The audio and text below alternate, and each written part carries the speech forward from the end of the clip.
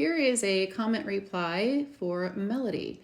Can you explain what horseshoe dentures are and if they are good for those of us with gag reflex? So I hear a lot of people on this platform in the denture community talking about horseshoeing a denture. This is an upper denture, and every time I talk about it, I always tell patients that if they horseshoe their denture, they're going to lose suction. And every time I say that, there's always a couple of people on here who come on here and say, no, I have my denture horseshoed and I have great suction. Although I usually see them wearing adhesive. So anyways, so I think that there is a mistaken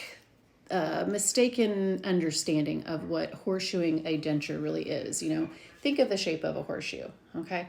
So I see people on here that get their dentures reduced on the length of that back palate and call it a horseshoe. So let me just draw on here and show you what an actual horseshoe of a denture is, okay?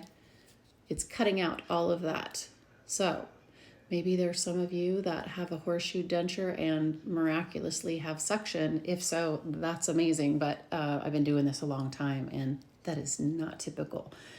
What I do see, and I think that a lot of people are just calling it horseshoeing, is when people go and have their denture reduced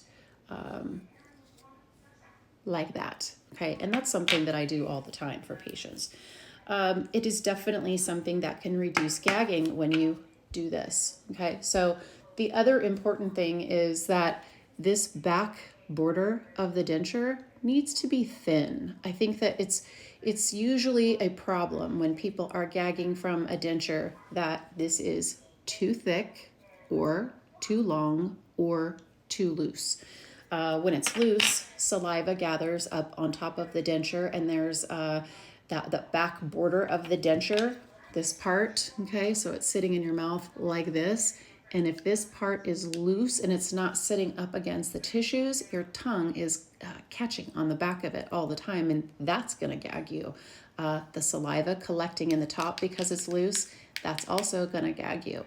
And when this is an abrupt edge on that back, that's gonna catch on the back of your tongue and make you gag.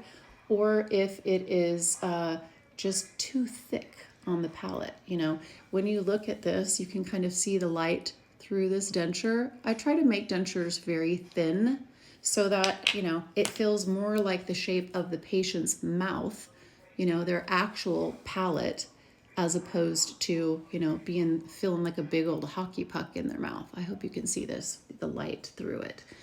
Anyways, I do not recommend horseshoeing a denture like that because then you don't get suction. And if you do, then it's a miracle. When you do get implants to hold a denture in, the implant supported dentures, then you can get rid of that palate. But otherwise, you aren't going to get suction most of the time. But this is something very doable, and it can really help with gagging. This also can affect suction. So I take a little bit off at a time. I'll tell the patient, okay, let's start conservatively.